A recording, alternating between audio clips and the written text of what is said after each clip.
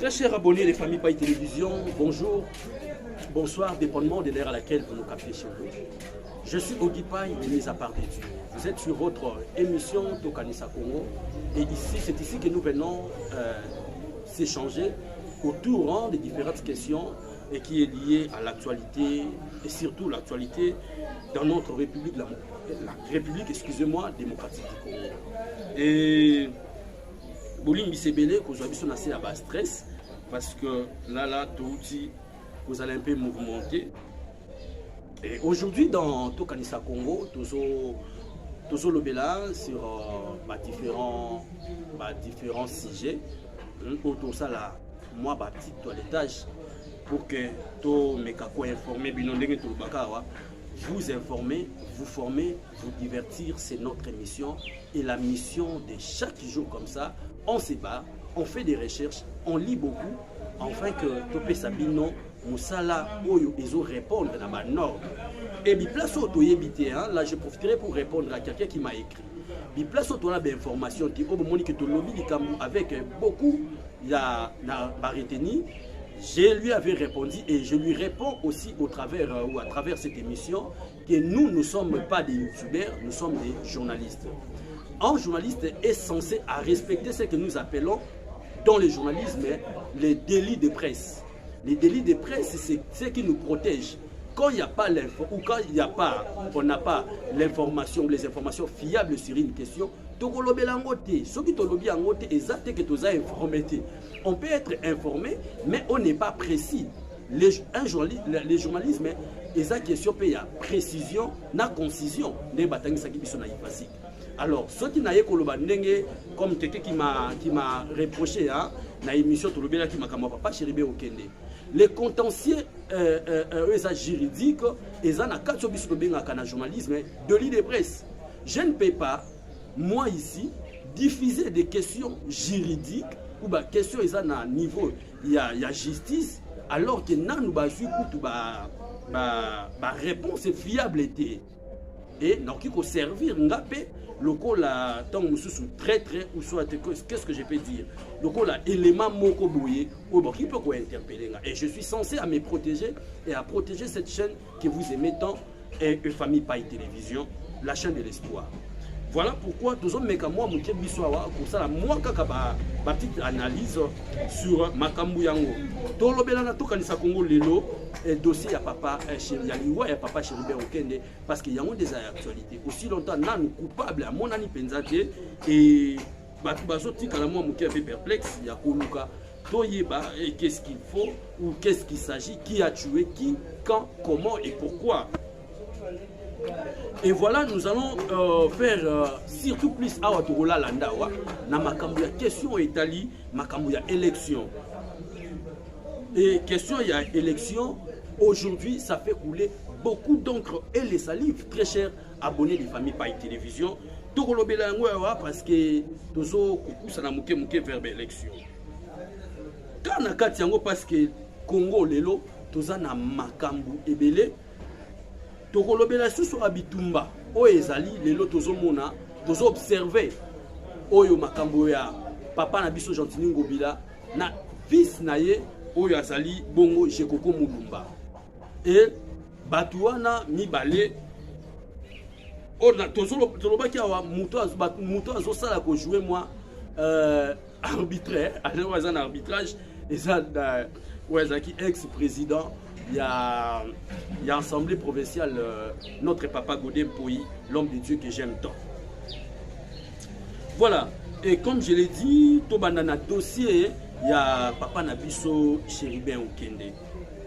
Dossier à papa Chéribé Okende, les gens qui sont ensemble, ils ont jugé et commis acharnement. Balobi, après Koboma Moutou, ndenge bango bandeko la biso ensemble topé ya opposition ba omona elongi ya mokonzi ya mboka oyo biso to souteniraka awa na chaîne Famille Paille Télévision et tobenga ke fachi na biso et bazomona elongi ya mokonzi ya mboka Félix Tshisekedi fachi beton na sima ya liwa ya papa et Chéribé Okende. Est-il vrai bango nde bayebi Comment l'andaki ndeko Francis Kalombo, alors il avait beaucoup parlé pour ne pas répéter Nyoso Alobaki et pas bandeko Nabiso, il y a Top Congo, hein, et Christian Lusakweno, le papa, Christian Lusakweno, Thierry Kambundi, Cheno et Zalaka, Mingi Naba, ndeko Nanga et mes amis de l'auditoire, Osé Manzanza,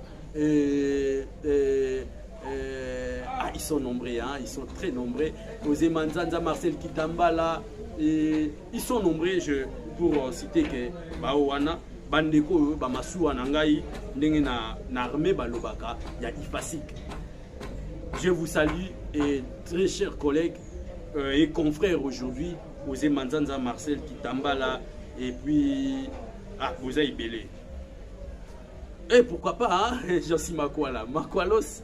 Je te salue, chers confrères et chers amis. Voilà. Tout le bel dossier, toujours dans mon dossier à papa Chéribin Okende.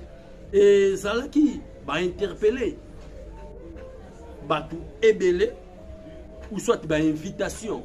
Ils ont lancé et pas Nabatou Ebele. Au Bandeko, il y a ensemble de Balobi. Dans les invitations, pourquoi on voit que les gens de l'ensemble Bazo Bengango acharnement.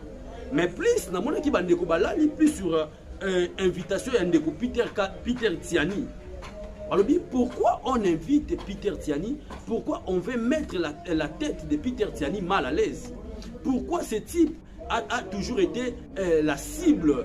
Il y a bandeko, il y a majorité selon eux. Mais moi je vais vous faire un petit rappel par rapport à ndeko Peter Tiani. Invitation à ndeko Peter Tiani. Alors, pourquoi on invite Peter Tiani? Pourquoi on veut mettre la tête de Peter Tiani mal à l'aise? Pourquoi ce type a toujours été la cible? Il y a bandeko, il y a majorité selon eux. Mais moi, je vais vous faire un petit rappel par rapport à ndeko Peter Tiani. Ndeko Peter Tiani a été la première personne à publier sur l'enlèvement de notre papa Chéribin Okende. Et les tweets là, ils ont été à partir à 14 h. Alors, selon les témoignages, des petits témoignages que nous avons recueillis, car on a vu Nabino Tolandi, Balobi n'a pas air, ou n'a pas qui n'a en andaku, ou n'a mon fléri. Et comment ces airs ou neko, azaki n'a en andaku, comment qui n'a cour constitutionnalité, déjà Peter Tiani pouvait publier sur son enlèvement. Selon Bandeko, il y a justice, Monique. Il y a quelque chose qui cloche, où les frères, les confrères ou les grands frères doivent donner quelques explications pour servir peine à moi lumière dans banquette ou Salema. Moi je ne vois pas où est le mal dans ça, ce qui est invitation, l'interpellation. Et malheureusement, on a mon arbre ma bena mboka na biso. L'interpellation, ça va directement vers l'arrestation. Ce qui est mal dans notre pays et la République démocratique du Congo. Depuis un certain temps, on observe, il est difficile, on interpelle quelqu'un et après il rentre chez lui à la maison. C'est plus lorsqu'on interpelle, dans des heures qui suivent, tout le monde aura directement cette personne est mappée. Et peut-être c'est ce qui est en train de faire peut-être peur na bandeko ensemble. Baso mona ko kangama déjà. Yandeko et Chéribin Yandeko Peter Tiani. Pour ceux qui n'ont aucun angle, il y a interpellation. En quoi ils seront mal à l'aise? Yandenge bazo interpeller ou nandenge bengi sindeko Peter Tiani pour na makabitali dossier ya papa Chéribin Okende.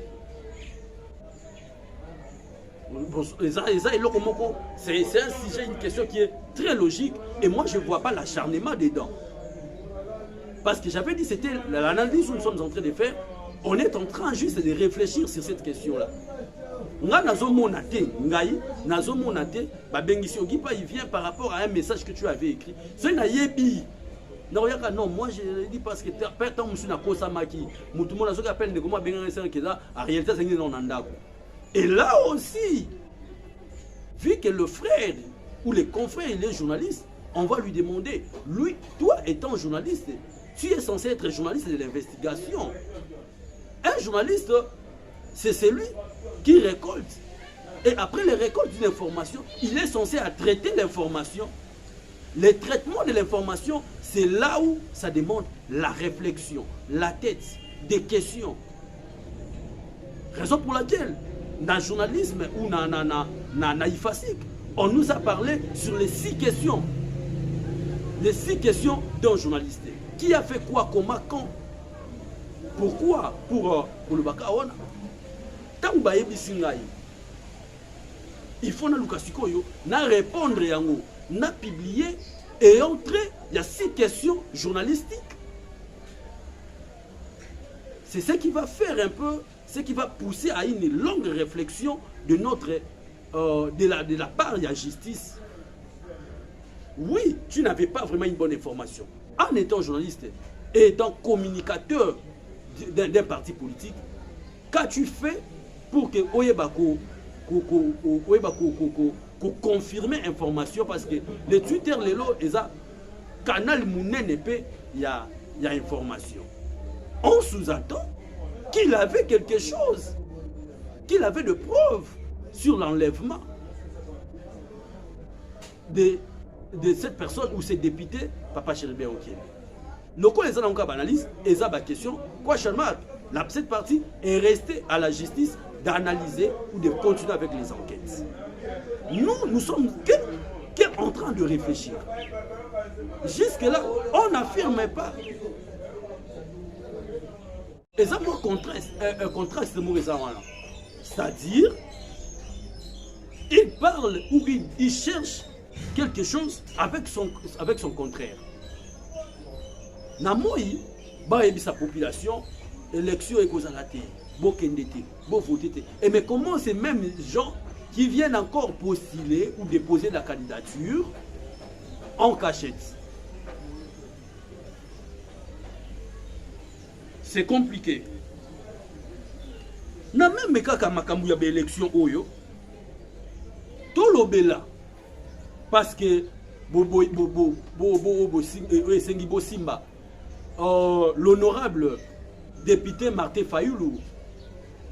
Qu'est-ce que l'honorable député Martin Fayoulou a dit? L'honorable député a lobby parce qu'il a bien honorable président il a décidé. Le député Martin Fayoulou a lobby. Il faut qu'on applique ou nous devons aller sur l'application de l'article 64 de la Constitution. Article 64, il y a élection et Zoya en quelques mois des élections. Tout ça, le mois de juillet qui tombe vers sa fin. Ça dit qu'il faudra compter, nous allons compter le mois d'août, le mois de septembre, le mois de novembre, à 4 mois des élections où nous sommes en train de voir que non, faisabilité à l'élection est ali. Le président Denis Kadima reconnaît d'avoir perçu plutôt somme où les autres tendres là-bas. 200 millions, ceux qui n'ont pas bonne mémoire, pour la continuité de la élection. On sous-attend que les élections vont bel et bien se passer. Mais pourquoi? Qu'est-ce que l'article 64 de la Constitution viendra encore faire alors que tout ça a 4 mois des élections? C'est là où nous ne comprenons pas jusque-là, chers internautes. L'article 64 de la Constitution stipule: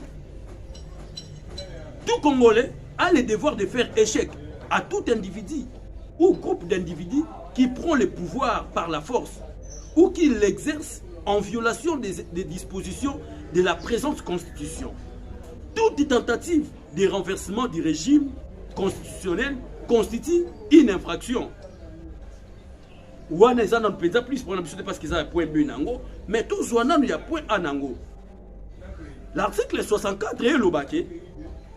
Congolais nyoso aza na obligation ya kosala échec na mutu oyo to na groupe ya batu oyo na lingomba ya batu oyo bazoluka kozwa pouvoir na makasi. Siko totala na régime ya président Félix Tshisekedi Fachi Ben Abiso banani boluka kozwa pouvoir na makasi. Pourquoi tous les politiciens bon les gens qui distraient le peuple? Le peuple a essayé à comprendre ma cam. Cet article 64 est ça qui réclamait dans le régime passé. Pourquoi? Parce que le régime passé, le régime, il y a l'ex-président Joseph Kabila ne voulait pas peut-être partir, où il y a eu glissement de 2 ans. Réfléchissons-en. Ce que le glissement est exact. Oyo kana munoko ya président ya Seni, les élections ekosalema na délai constitutionnel. Kolanda mukonzi mboka président de la République, l'élection ekosalema na délai constitutionnel. Ba moyen nyo se kotiama enfin que élection esalema. Et en quoi l'article 64 de la Constitution viendra encore? Et quand on a application, dans le moment où déjà élection est l'Obama. Pourquoi les politiciens, bon, moi, sommeil moko? Toujours les messieurs, les députés Martin Fayoulou. Nous avons suivi la déclaration qui a fait que l'honorable Adolphe Ndombasi puisse tourner les dos au parti politique et SIDE. J'ai appris que lui-même il a créé aussi son parti et tout. Là, on en parlera peut-être dans l'émission Ouekouya. Les députés Adolphe Ndombasi, excusez-moi, il est parti pourquoi? Lorsque Batou, le président, il y a parti politique qui est SIDE, Martin Fayoulou, a déclaré que non, il n'y a pas d'élection. Parce que l'élection, les a déjà la tricherie dedans. Vous voyez, très chers internautes. Lorsque nous disons que les élections, ils ont déjà la tricherie, et le même, nous devons appliquer l'article 64 de la Constitution. Quel contraste! Tout le monde a qui l'IDPS. En 2006, ils ont aussi boycotté les élections. L'IDPS avait dit clairement, clair et net, que l'élection, bon, le conso, le peuple, et papa, c'est que du reste mémoire, a demandé à la population de ne pas y participer. Beaucoup l'ont traité dans le monde, ils l'ont traité. Prétentieux, machin. Élection, ça les m'a dit. L'icolo, qui s'est tourné, qui ne chassait tourné dans le côté. La vie continue jusqu'aujourd'hui, en 2023. Et après cette déclaration de Papa Etienne Tshisekedi, et ça qui suivi dans la marche était non, le roi de Boyi, élection. Non. Ils se sont retirés, c'est bon, vous pouvez continuer la faire.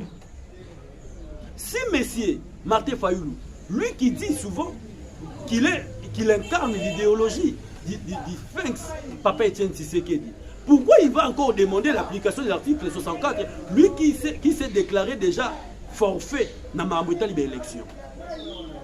Bozo a dit que non. Papa Martin Fayoulou, ou le président de l'ESID, il veut amener le peuple dehors. Le coup l'appelle aussi maté parce que tout a déjà un moment moko. Il y a francophonie, ils ont salema. Mboka nini ekolinga, mboka nini sérieux, ou ekonima bayambi bapaya et belé na mboka na bango. Et que opposition, soi-disant, bon benga batuba bimana balabala, c'est pour mettre à l'insécurité les bapaya qui sont dans mboka na bino. Très chers aux politiciens, à des fois, il faut tout dire qu'on a un intérêt na biso. Et si vous sommes ma part, bon na ba mituka. Le papa Martin Fayoulou, il roule carrosse. Et ça, carrosse, il y a 15 000, 10 000 dollars. Et ça, il y a l'occasion d'Europe. Et ça, c'est un été. Badji Pam, Kafou, Kafou, Yaminene. Avant d'Arana Gombe. Le pays n'avancera pas tant qu'après la élection. Ce n'est pas les élections qui font avancer les pays, non. Mboke Bongara, quand on a des élections, Mboke Bongara a volonté. Il y a Bakondi na peuple naïe. Le jour où on prend la décision, on s'est dit, nous, moi, na muketo mokolo mokondi de sikazu, to lukato changer mon énigme. To changer l'énigme mboka. C'est alors que le pays va avancer. C'est alors que nous allons vivre les vrais progrès ya mboka. Tout ça quand tous les tolamuki, élection biso basali biso boité, kokeno ko funda ka mboka libanda. kufunda mboka na tongo, kufunda mboka na pokwa. Donc on dit que tolali tolamuki ba élection, les élections ou rien. Na ba élection wana, c'est pas les petits peuples qui ira postuler. C'est pour les gens qui ont déjà l'argent, oh bah la facilité on lia moi lipa. Et puis lipa autant que il y a pas une victoire té. Bah on ba na ouais mindele ba ki mar pour ne pas faire leur publicité. Oh bah kata pain au lait. Tola tolamuka kaka ba élection. Et ça bien. Bon moi ni pe mutabo ba élection ça té. Parce que mokonzi mboka ndimi tokende pe ba otia ba moyen. Et ce qui tokanisi malamu ba mingongo to musoto oyoka ke eloko moko esalema ba beta masasi moi quelques dizaines de personnes ba kufa pour que to bima communauté internationale ba que non mboka ezo kende bien te to kende na transition ndenge toyoka qui soi-disant entre docteur moko to mutu ya religion ya église akamba mboka pendant transition wana kaka na souci nini Tshisekedi a libanda. Très cher peuple, le temps est arrivé de comprendre l'esprit des politiciens. Na lobaki na mission les cas qui a tokanisa Congo jusqu'à quand on continue à ozalaka dipé na ba politiciens. Jusqu'à quand on va ozalaka kaka na koluka kokomisa ba politiciens ba to mbongo. Jusqu'à quand? Et vous allez se rendre compte que c'est la tête de Tshisekedi qu'on est en train de chercher. Moutou ya Tshisekedi ndeka ke yo sepelisa batute. Boza na mbongo. Boza na makoki. Élection oui, mettez le moyen aller oya ko gagner pour la poli, to vandi pe makelo pe sili eleki. Et boko réaliser, bango moko bazotanga. Botanga livre Tshisekedi. Il est difficile. Moi, je vous dis, c'est pas que nous soutenons mais tous on a nous kita. Vous voyez, mais surtout, le président Tshisekedi, la crise mondiale. Si on n'avait pas le président ayant le cœur de ces grands messieurs, le président de la République Fachibé, Moko Tourato qui na maman na péri. Na maman na péri. Un président qui se bat. Alors que tu as le coronavirus, beaucoup de pays africains, tout comme Yalibana, Bazaki à genoux. Et ce président comme ça s'est battu. Bangomo opposant Bayebi Yango. Cette histoire de 145 territoires, comment on a dit dans la province, c'est belé, mais ça maman, plutôt moi, l'école. Bayebi que dans la province, soit Bakoukouya, on sa campagne. Bayebi Yango. Bayebi ki boko kena bakisangani te wana kusala la campagne pour relaxer batu mabe ya Félix Tshisekedi. Tant quand tu viens nous montrer mabe ya Félix Tshisekedi pour bola mouné zawapi. Oyo peuple congolais mona ayi ko s'en souvenir avec no bola mouné yango ezawapi. Les gens là, tous ces gens là qui veulent devenir le président de la République, ils ont été des candidats. Ils ont géré. Le ministre Matata Mponyo, il fut premier ministre, l'ex-ministre. Tomonaki. Et tout ça, moi, je vais noter si aujourd'hui il veut devenir président de la République. Toi, moi, je vais noter, Yamala Moutope Yamabe. Tomoni Ndekoto sur quoi Mnekolokola, Martin Fayoum. Depuis 2006, il est député. Tomoni aussi Tomoni. Tout le monde peut tout noter. Parlons de M. Moïse Katumbi, que je respecte beaucoup, de Djarman. Il fut gouverneur du Katanga. On a vu ce qu'on a vu. On a noté. Yamala Moutou comme Yamabe, on a noté. Le monsieur de lycée Sanga, lui aussi, il a une histoire. Une longue histoire, on viendra en parler. C'est quelqu'un que j'aime beaucoup, un monsieur très intelligent, très éloquent, un monsieur réfléchi. Que je salue en passant, je l'aime beaucoup. Il a été député depuis. Tomoni, on a noté. Le président Félix Tshisekedi, Quand il est venu au pouvoir, Batrita ya Salanini, Ateka Boye, Mouteki Pizza, oh, il est devenu président de la République. Tomoni o Tomoni. Ya Madame Père Mabé, tout noté. Que nous respectons beaucoup le président de la République, Fathi Ben Abisso. Très cher peuple, bah continuons aux oba bisoté. Bah ndeko ebele bah na ba moyen soutenir ya okende. Et puis non bah ouais bah te ba opona nani. Tout la ba ndeko na biso ne bazali de toutes ces libinois. Bah je ba ne ba opona te to soutenir nani. Oh bah soutenir. Mouto attend sur ba moyen ebele. Il sera papa na biso Raïs. L'ex-président de la République que je salue, et papa Moïse Katumbi. C'est pas bon, candidat. Bon, c'est bon, moi je retire mes moyens. L'autre là aussi dit, moi je retire mes moyens. Bah, il y a dit que vous allez compliquer. Et que vous allez compliquer, il manquera de moyens. Et puis, ah voilà. Alors, connaissant tout ça, bon, l'inganini, donc il y a dialogue. Ah, les politiciens. Bah, on a un dialogue. Faut pas bien quand il y a dialogue. Tout ça, partage à pouvoir. Non. Si c'est qui dit le président, Yotigalaka président, Nengoa président, Bisoto soit primature, Nakata primature, on a tel boya soit ministère à Nini, tel boya soit ministère à Nini, pendant quelques temps, sous une année. Et ils vont en profiter de soutirer quelque chose, d'avoir les moyens, d'encaisser, base à au moins un chiffre. Après, on les malissous. À la fin, on a dit, ah bon, moi je serai candidat avec les moyens que ils vont permettre. Non, on n'a plus ces temps.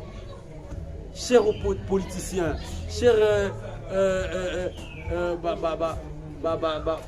Kondi à opinion, Kondi à Mboka, opposants, s'il vous plaît, allez-y, préparez les élections. Préparez les élections, tout tiende. Élection au Salima. Élection et au Salima. En tout cas, tout s'est préparé à l'élection. Voilà.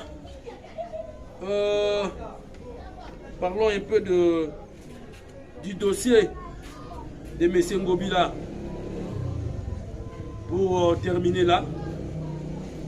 Lélo Bitumba Eza entre celui que j'aime beaucoup, hein, mais c'est 48 heures, Jekoko Moulumba et le gouverneur Gentini Ngobila. Ngobila et très cher gouverneur, bicap chez vous. Boyo Kanité Moko et ça s'est observé ces derniers temps entre les gouverneurs Gentini Ngobila et son adjoint Jekoko, toujours batté Ezanini. Namboka Oyo. Autour de Mboka Mobimba, Oezali dirigé sous mes émotions. Yabakondi. Ce que l'on aurait saliba yo kanate. Du coup, Bakatani, Bakabouani. Le mal, ce qui me fait mal. Et ils sont tous de l'union sacrée. Et l'ex-président Godempoui. Et M. Jekoko Moulumba. M. Gentini Ngobila. De la CP. Et tous sont de la même famille de l'Union sacrée. Est-ce que toi, Sunga Mokondiambo Kafachi Beto? Est-ce que toi, Sunga? Ça fait très mal. Ils étaient là et deux. Mon collègue Sima Moussou comme de belles amies. Et Bando, ça l'a bien. Comme on a Gentini Ngobila, le gouffre, à Otinda, l'adjoint, j'ai comme Teyo Kende, Yosala. Complicité, moi, ça faisait beau. Na, celui que j'aime beaucoup, Mokulutu, Nicolas Tsuni, le vieux système Nabiso. Et Bando ça qui toko. Domino, cette fois-ci au moins, il y a un coéquipier Moko, bon, bêta bien. Bando bêta 9 na 10 yano qui est bien. Oya Lukia Pesi Muninga wana kuna Kiatiebi, ça faisait beau. Oh là là. Vous allez nous excuser pour la qualité de Moussou. Il y a son et il y a des bruits. toujours tourner émission na biso libanda de bomona. Peuple a se divertir ndenge zalaka. Ça faisait très beau. Mais divorce yo. Kotoyo, papa j'ai Koko Mulumba lobi. Mbongo ezo bunga na gouvernorat central. Et qu'est-ce que je dis? Il y a provincial. Il y a capital. Mbongo ezo bunga. Ba otanga ba million na ba million. Ce qui te l'a dit, et ça va même langage. Oh, papa Godin pour Yalobaki, c'est-à-dire, papa j'ai Koko Mulumba, anangambo papa Godin pour. Et ça fait pas beau. Et ça, il faut intermédiaire moko azala. Arbitre moko azala. Muto akoya kosangisa baki, boza bana ya tata moko isa président de la République et au sala soni. Tant bino bo discuter. Tant bino bo swana, bota la bosoto. Aujourd'hui, na rond-point Victoire, juste na rond-point wana, bisika ba moto ya matete, lemba ezali. Regardez comment c'est sale. Je ne sais pas si ba bongisi yango mikolo pour nager à francophonie. Les caniveaux là sont inondés. Il y a maintenant les immondices. Ouais, ils ont remplir quoi wana. C'est sale. Et ça beauté à voir. Pendant qu'il y a des discussions dans le magasin, regardez les images autour de la bino. Les gens font pipi là au coin. Juste en face, il y a shop Vodacom. Ce moutou que télémi wana c'est embouteillage, je vous dis, ça sent très mauvais. Alors, très mauvais, mon Dieu. Pendant que vous discutez, il y a Makamboa bien désolé car cher ba autorité to meka kokanisa to meka kotala mboka na bariga mususu to tika nanu ba discussion ya ba émotion auto éviter to welela nini juste interne ezali souté ba frustration na bino ezomona na miso à peuple alors ça fait pas beau. Je vous conjure, chère autorité de mon pays, nous soutenons à 100%. Nous donnons notre soutien indéfectible pour un régime Oyo. Alors, bon, nous répétons que vous pouvez faire quelque chose. Arrêtez de nous frustrer un moment par votre façon de faire, par votre langage qui ne fait pas beau. Merci beaucoup pour cette émission. Tokanisa Congo. Une page rose, laissez-moi souhaiter Happy Birthday to you à celle qu'on aime, Kyria, autrement appelée Kiki, la femme forte, la femme de fer, Kyria de nous, Happy Birthday to you.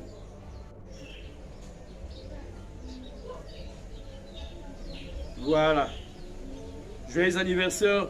Que du bonheur pour toi. Que Dieu t'ajoute encore beaucoup des années devant toi. Lorsque toi qui aimes réfléchir, toi qui aimes les progrès, tu es ami du progrès. Toi, je t'aime beaucoup. Cher ami Kiki de nous. Longue vie à toi. Merci beaucoup. Et nous continuons à soutenir les jeunes. Et cette entreprise de notre frère Benny Mayolo, que nous jetons vraiment des fleurs, va de l'avant. Cher peuple, il est temps, toi, à prendre classe Zozongawa, maman, invité bato bana moté ma pena maïla kotangi sa mwana. Na pris à mouké, mwana okozwa maïle, avant classé banda, mwana troisième, à mati ou à passer na troisième année, à yena matière. Alors, avant Batangisa, il y a déjà la matière et on s'en bien. Alors, pour y arriver, je vous demande de faire confiance comme ça, excusez-nous, dans l'équipe Oyo. Il y a Mounene, Oye Kumbami, et pas Mokonabiso, Otobengi, Benny Mayolo, qui nous soutient, que nous soutenons à 100%. notre tendre frère. Merci de suivre Tokanisa Congo. Laissez-moi à saluer comme ça la TikTokaise, celle qu'on aime, SK Denou, Sephora, Kenga, la SK. Nous t'aimons beaucoup et excellente journée et bon début de la semaine à toi, notre chère et femme. Merci comme ça. Bonjour et bonsoir à toi, Fatou Tchofa, la TikTokaise. Pourquoi pas à la maman d'Abias, celle qu'on aime, Naomi Pemba, et à son fils, hein, qui est le nôtre, Abias Moulanga, les DG, les futurs DG, Moutorokoumbe la Masolo. Les salutations à toi, mon frère Timothée Zingbeni, et longue vie, et que Dieu continue à te fortifier, mon très cher frère. Merci, que la paix demeure devant le mieux que